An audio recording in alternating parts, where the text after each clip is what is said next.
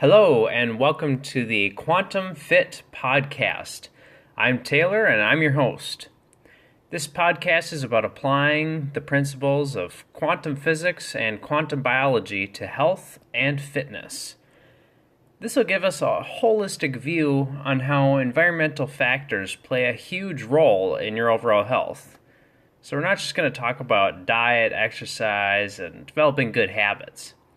If you want to really make lasting changes in how you feel, think, and act, then I would suggest you listen closely and try to have an open mind to what I have to say. So every day I'm putting out a new podcast that'll be between 7 and 15 minutes long. This is so that they can be both informative and to the point so that you don't feel overwhelmed like you might in a much longer podcast episode.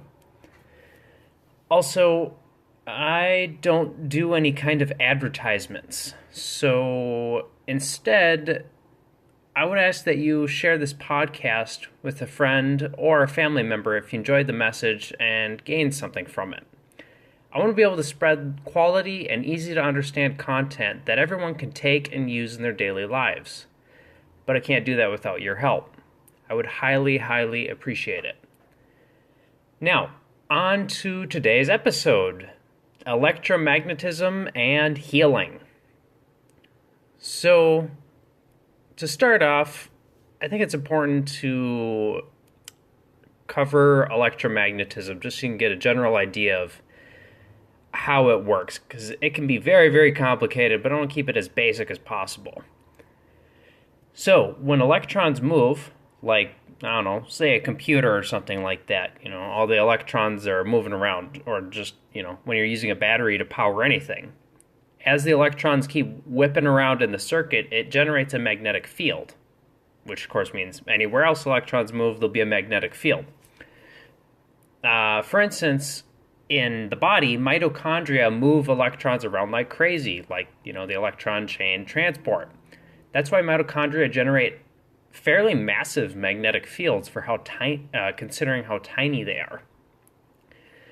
And then, on the flip side, when a magnetic field is moved around, an electric field is generated. And just keeping it simple, if an electric field grows in strength, that indicates that there is a stronger voltage being created. So if we apply this again to cells actually operate better the higher their voltage goes. I mean, in general, as long as it's a naturally generated voltage, shooting electricity into cells generally doesn't, like lightning, say, doesn't work so well. But again, in general, the higher the voltage goes in the cells, the stronger the electric field will be. So now that we kind of understand the basics of electromagnetic fields and how they're kind of tied together, let's move on to how this actually works in healing. So I just got done reading a book called Body Electric by Robert O. Becker, and he did a ton. I mean, you can almost consider him a pioneer with how much research he did on electromagnetism. Much of his career was done on frogs and salamanders, seeing how regeneration worked in them. So not healing, but actually regenerating whole limbs.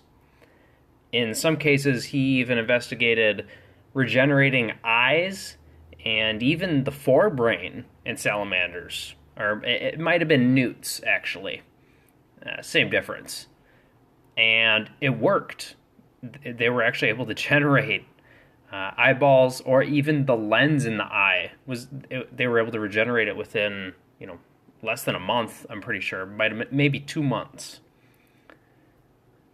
But connecting electromagnetism to it, he found that after a wound occurs within the frogs and salamanders, or any living, or any animal overall, an electromagnetic field, or the electromagnetic field within those cells around that wound became very positive.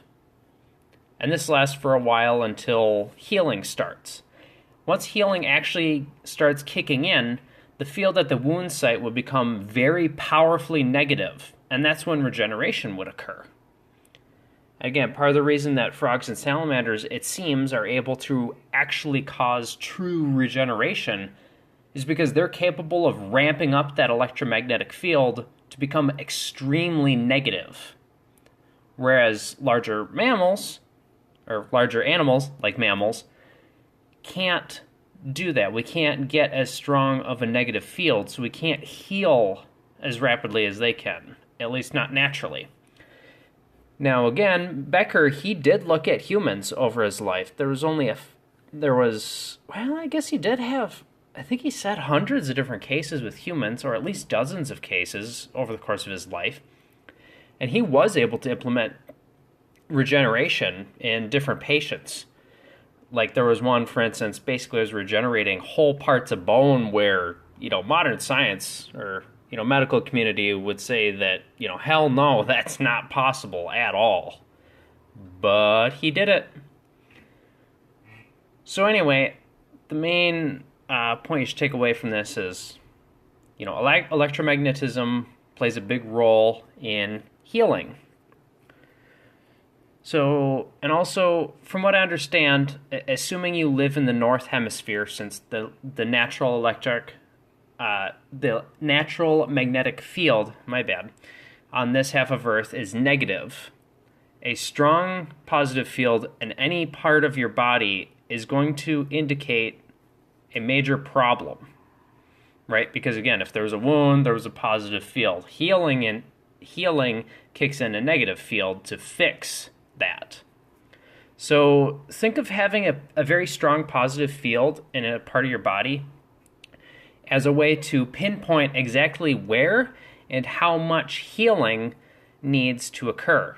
And Robert Becker came to the same conclusion, that the point of that strong positive field when it occurs after a wound is just used as a reference, so your body knows where the hell it needs to actually generate healing. So then, again, the strong negative field is generated by the body in those areas to stimulate healing by upping the voltage in those cells. This means we would want a very strong negative field to make healing both more complete and to get the healing done a lot faster. Now, if we put everything together that I talked about so far, like when I mentioned about electromagnetic fields, so again, if a magnetic field is moved around, an electric field is generated. And then vice versa, if electrons move, it generates a magnetic field. And then I also mentioned how cells heal better with a stronger voltage. And then, of course, I talked about how healing works with these fields. So now we can come to an interesting conclusion. If we were to have a very strong outside magnetic field that was consistently negative, it would cause our cells to generate higher voltages naturally. And that would cause, and then, the cascade effect from that would be far more effective healing. Anyway, I didn't want to go too much further into it since I'm already 9 minutes into the podcast now. So tomorrow, on tomorrow's podcast, I'm going to go a little bit deeper and see about comparing AC versus DC electricity and how their different electromagnetic fields affect healing and cells. So, I hope you enjoyed today's show, and if you have any questions or comments about this episode, please feel free to drop me a message on any of my socials or send a voice message through the Anchor app. Alright, thanks for listening, guys. I'll see you tomorrow.